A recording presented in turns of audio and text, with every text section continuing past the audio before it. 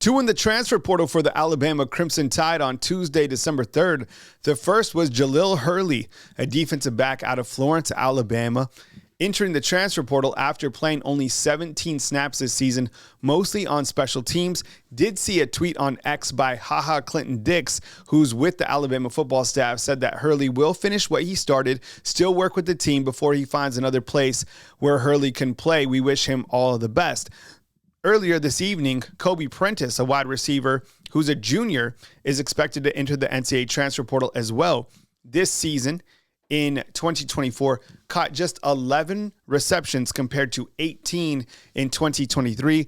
Prentice, very talented Alabama wide receiver out of Calera here in Alabama. Curious to see where he ends up. You know, there's a lot of wide receivers that have gone to other places.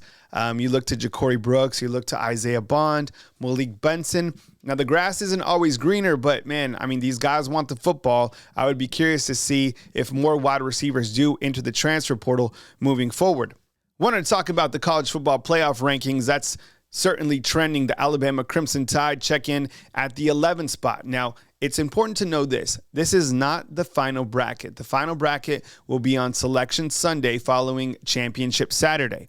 As I've been explaining to you many times, I feel that the Alabama Crimson Tide have a very strong chance to make the final bracket, and you see that come to fruition tonight as they are the 11th seed, and in this hypothetical bracket, they would be taking on Notre Dame. I wouldn't be surprised to see Alabama keep that 11th spot. At worst case, maybe they go to 12, but I can't see Arizona State winning the Big 12 championship and leaping Alabama.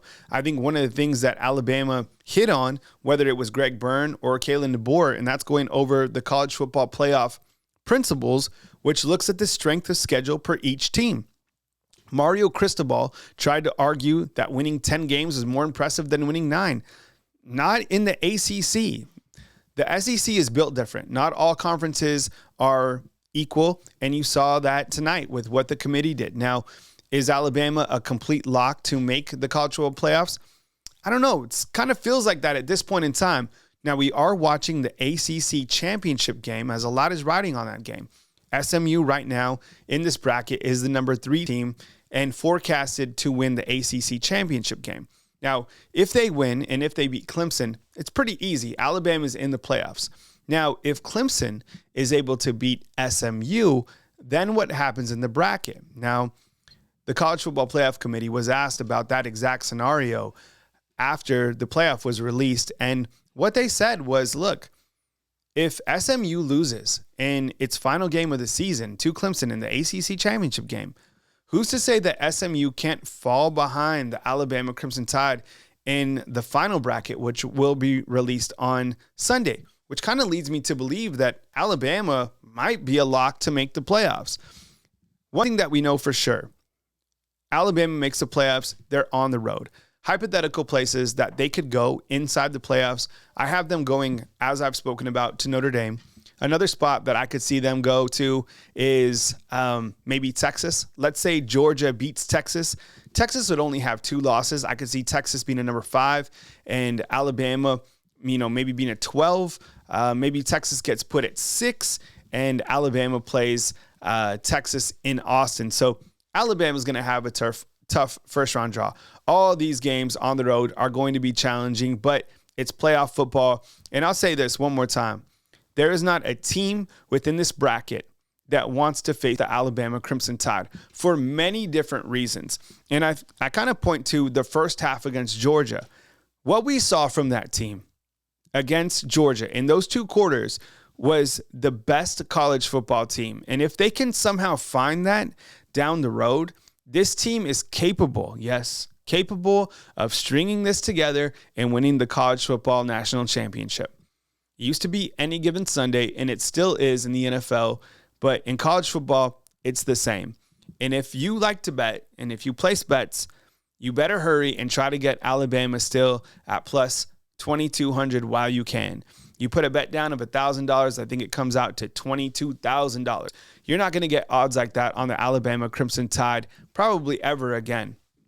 When I look to this map, I kind of see some glaring issues with the way that the college football playoffs are set up. For example, Boise State out of the Mountain West Conference, there's no way that they should have a bye into the quarterfinals. They're a group of 5. They've had a fantastic season, fantastic running back. But as Greg Byrne alluded to, these conferences are not the same as one another. How would Boise State fare within the SEC? It's hypothetical, but it's worth talking about. Let me ask you this. Ole Miss is the second team out, right, at the number 13 spot on the bottom left. Would they win the Big 12? Would they win the Mountain West? Right? Would they win the ACC?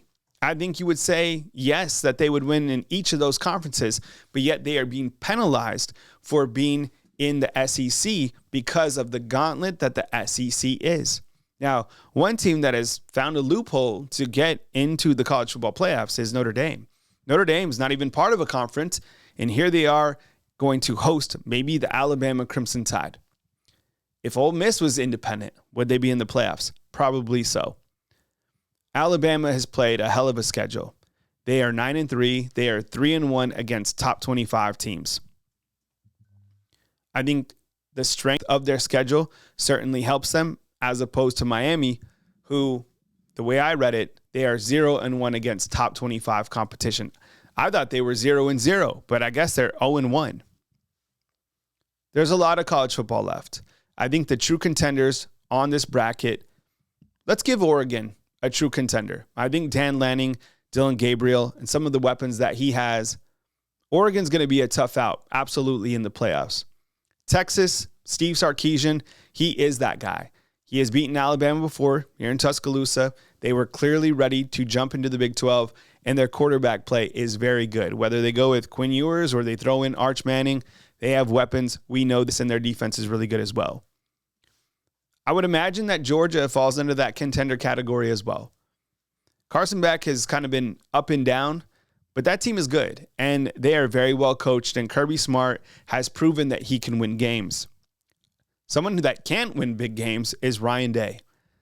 It must be frustrating to be an Ohio State football fan, be able to string together the season that they did and not beat unranked Michigan.